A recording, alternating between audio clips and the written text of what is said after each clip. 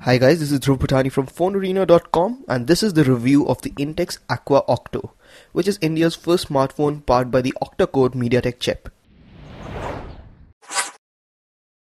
The phone has a solid build combined with metal and plastic. It has a large bezel above and below the display that makes it taller than most of the smartphones in the similar range. The phone has a 6-inch IPS display with a resolution of 1280 by 720 pixels at 245 ppi pixel density. It is based on the one glass solution, that is OGS, so the viewing angles are quite good. This display is bright and the colors are vibrant, but the sunlight legibility is just about average. Since the display is glossy, it is very prone to fingerprints as well. There's an earpiece on the top along with a 5 megapixel front-facing camera that offers VGA video recording. It also has the usual proximity and ambient light sensors and an LED notification light that glows only in the blue color. There are the usual capacitive touch buttons for the menu, home and back key below the display. These are backlit and offer haptic feedback. The phone is 7mm thick and is thinner than most of the phablets. It weighs around 180 grams, which is quite decent compared to other smartphones in the similar range. On the right, there's a volume rocker. The volume rocker is a bit hard to access since it is present on the top corner of the phone. You also have a thin brushed metal strip running on the sides of the phone. Since the sides are not shiny, the phone is easy to grip and doesn't slip out of your hands easily. The 3.5mm audio jack is present on the top. The power button is located next to it, making it hard to reach for single-handed usage. The micro USB slot and a tiny microphone hole are present on the bottom.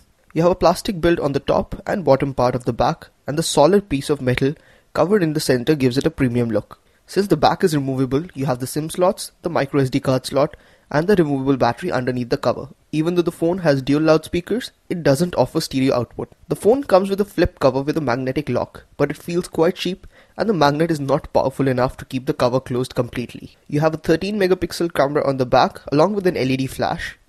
Since the phone lacks a secondary microphone, you don't get stereo recording. The camera interface is a bit different compared to other MediaTek powered smartphones running on Android 4.2. You have HDR, panorama, live mode, but the images are strictly below average. Daylight shots don't have much details and they look quite washed out. The phone focuses quickly in macro shots, but again the images look washed out without vibrant colors. Full HD videos are decent but not impressive for a 13 megapixel camera. You can also check out the camera review to get a full idea of the Aqua Octo's camera performance. Coming to the software part, the phone runs on Android 4.2.2 Jelly Bean.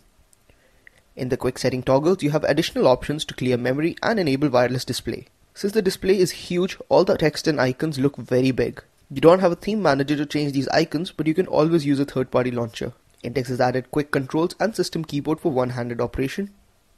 Quick controls places the menu, home and back button controls on screen.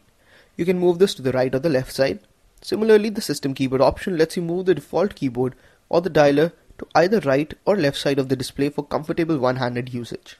Out of the 2 GB of RAM, you get 1.97 GB of usable RAM, of which about 1.5 GB is free when the phone is idle. Similarly, out of 16 GB of internal storage, you get 11.66 GB of user storage and 1.97 GB for apps. You can also set the SD card as the default write disk to install apps and also move the apps from the phone memory to the SD card. The phone comes with quite a few pre-installed apps such as BigFlix Lite, Getit, Hungama, Opera Mini, WeChat and lots more. Apart from the usual set of utility apps and Google apps, it also has some preloaded games such as Bubble Invasion, Chennai Express and Jelly Jumpers. The music player is stock, which lets you play several audio formats.